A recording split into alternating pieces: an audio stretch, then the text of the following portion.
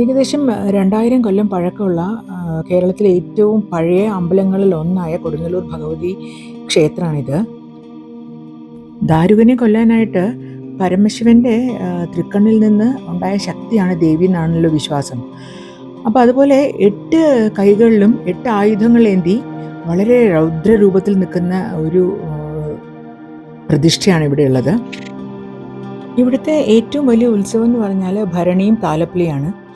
അപ്പം ധാരാളം ആൾക്കാർ ഭരണിക്ക് പല പല സ്ഥലങ്ങളിൽ നിന്ന് ഇവിടെ വരും. ഈ അമ്പലത്തിൻ്റെ ഐതിഹ്യങ്ങളും കഥകളും ഒക്കെ പറയാനാണെങ്കിൽ ധാരാളമുണ്ട്. അത് ശരിക്കും അത് കുറേ അധികം നീണ്ടുപോകും. അത് കാരണം ഞാൻ അതിലേക്കൊന്നും കടക്കുന്നില്ല. കൊടുങ്ങല്ലൂർ പണ്ടൊരു പോർട്ടായിരുന്നു. പിന്നെ ചേര രാജാക്കന്മാരുടെ തലസ്ഥാനമായിരുന്നു.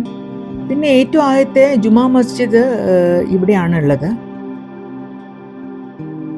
ഇത് കൊടുങ്ങല്ലൂർ ശൃംഗപുരത്തുള്ള ഒരു ശിവൻ്റെ അമ്പലമാണ്. ഇതും വളരെയധികം പഴയ ഒരു ശിവക്ഷേത്രമാണ്. ധാരാളം ഐതിഹ്യങ്ങൾ ഈ അമ്പലത്തിലുണ്ട്. പക്ഷെ കൊടുങ്ങല്ലൂർ അമ്പലത്തിലെ പോലെ വളരെയധികം ആളുകൾ വരുന്നൊരു അമ്പലമല്ല. ശിവരാത്രിയുടെ സമയത്താണ് ഇവിടെ ഉത്സവം ഉണ്ടാവുക. ആ സമയത്ത് ധാരാളം ആൾക്കാർ വരാറുണ്ട്.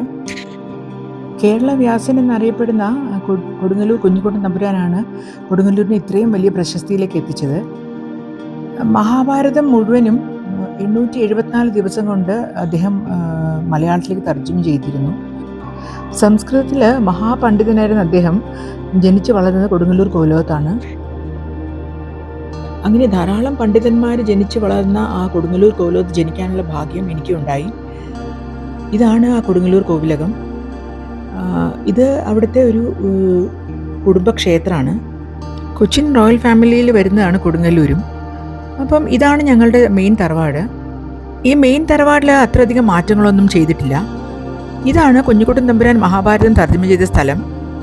ഇതിപ്പോഴും അതുപോലെ ഉണ്ടെങ്കിലും കുറച്ച് മാറ്റങ്ങൾ വരുത്തിയിട്ടുണ്ട്. ഇത് ഞങ്ങളുടെ ഒരു ചെറിയ കുടുംബക്ഷേത്രമാണ്. ഇവിടെ പുറത്തുനിന്ന് ആരും വരാറില്ല. ഞങ്ങൾ മാത്രമേ തൊഴാനും ഒക്കെ പതിവുള്ളൂ. അപ്പോൾ എന്നും പൂജ നടക്കും. ഇവിടുത്തെ പ്രതിഷ്ഠ ഭുവനേശ്വരിയാണ്. അതിനോട് ചേർന്നൊരു നല്ല കുളമുണ്ട്.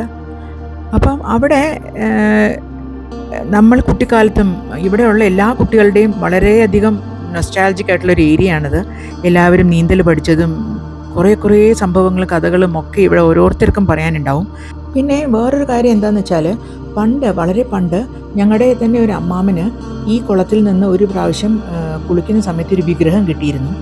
അപ്പം അദ്ദേഹം ആ വിഗ്രഹം ഞങ്ങളുടെ മെയിൻ തറവാട്ടിൻ്റെ വരാന്തയിൽ പ്രതിഷ്ഠിച്ചിട്ട് കുട്ടികളെ കൊണ്ടാണ് അത് പൂജ ചെയ്യിപ്പിക്കുന്നതും. കുട്ടികളാണ് അവിടുത്തെ എല്ലാ കാര്യങ്ങളും നോക്കുന്നത്. അത് എനിക്ക് തോന്നുന്നു കേരളത്തിലല്ല എവിടെയും അങ്ങനെ ഒരു കൺസെപ്റ്റ് ഉണ്ടാവാൻ ചാൻസ് ഇല്ല.